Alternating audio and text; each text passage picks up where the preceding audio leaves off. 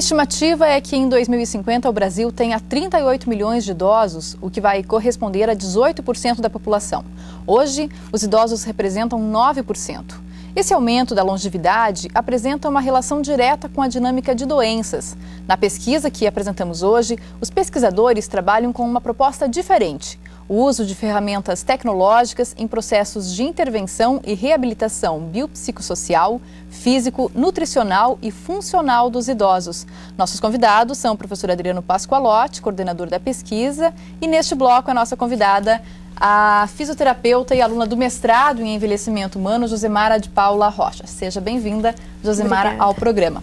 Professor, no primeiro bloco a gente falou já sobre um pouco do trabalho realizado pela Juliana, deu para ter uma ideia de como que vocês trabalham com essa proposta das mídias interativas nos idosos. Isso tudo deve ter provocado uma série de novos significados, novas percepções para esses idosos.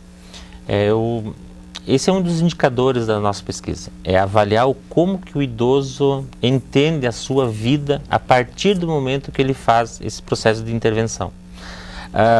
Nós avaliamos várias questões vinculadas à comunicação, ao aspecto lúdico, etc.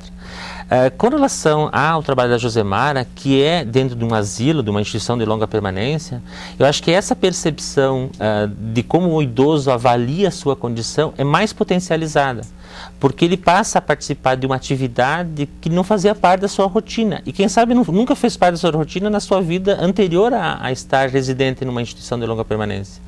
Então não é só a questão da saúde que fica potencializada nesse momento, e sim essa questão da interação. E os dados que nós já levantamos, inclusive de pesquisas desenvolvidas ainda com alunos da graduação, indicam um pouco isso. Ele passa a ver o seu mundo de forma diferente, a se comunicar, a interagir com as pessoas e com os profissionais que atuam dentro dessas instituições de forma diferente. Josemara, eu queria que você falasse um pouquinho desse teu trabalho, né? A gente te viu na reportagem ali, interagindo com os idosos, fazendo com que eles interagissem também a partir da Rádio Poste. Essa é a proposta, que eles façam comunicação. Isso. Então eu já estive nesse programa em 2009, no segundo semestre, e vou reafirmar a frase que eu disse naquele programa, em que eu disse que fisioterapia não era só a reabilitação, que tratar um paciente envolvia muito mais do que o tocar, do que o reabilitar. E eu acabei entrando então na pesquisa com a comunicação, não é? Eu acredito que dentro das instituições de longa permanência há uma barreira para a comunicação, uma vez que esse idoso vai passar todo o tempo dentro dessa casa. Você muitas vezes vai encontrar uma ou duas televisões, uma sala com mais de 40 idosos compartilhando esse mesmo instrumento. Eles têm dificuldades visuais, então isso vai limitar acesso a jornais, a revistas.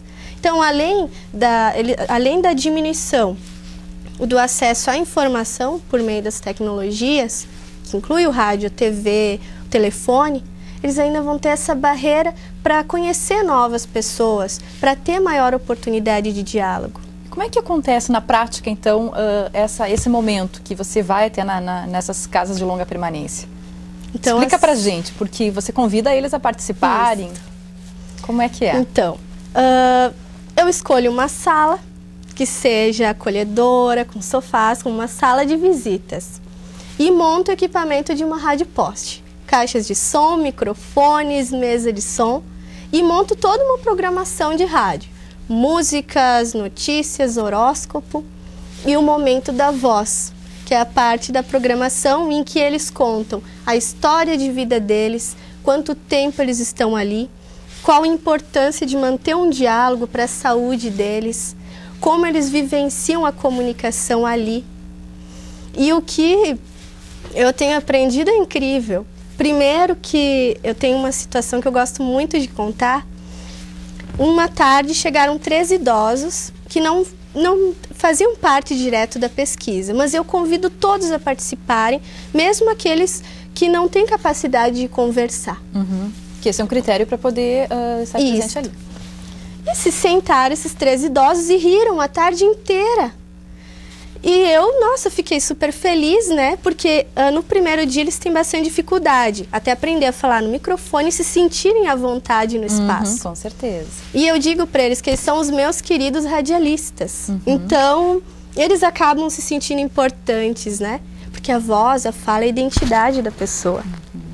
E eles estão se sentindo vivos de novo, tendo essa capacidade. E no final dessa tarde eu descobri que esses 3 idosos, 2 tinham dificuldade auditiva e não conversavam. E o outro não escutava e não falava. E aí, o que eu concluí a partir disso? A comunicação é tudo. Mas o espaço que eu estou gerando de socialização, de você se sentir inserido novamente, é muito maior do que a simples fala. E isso, o reflexo disso tudo, professor, vai ocorrer, vai se dar realmente na saúde desses idosos. Exatamente. Por isso que é um processo de intervenção longitudinal. É verificar como que estava a situação de vida dessas pessoas, esses indicadores biológicos, psicológicos, sociais, pré-pesquisa, pré-intervenção e pós-intervenção.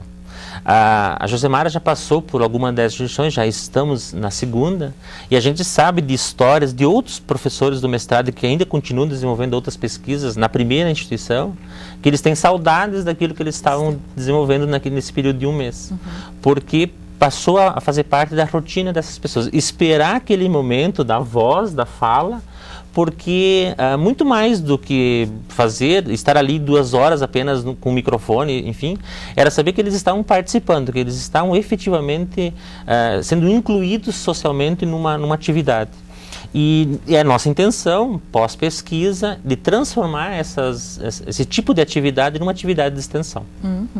É isso que eu ia perguntar também agora, né, professor? Me parece que essa pesquisa está abrindo muitos horizontes ali também para vocês, em função de projetos de pesquisa, novos projetos de pesquisa para novas mestrandas também, né, e para a extensão também. E até a proposta de desenvolver um protocolo aí para se trabalhar com atividades físicas a partir dessa realidade virtual. Exatamente.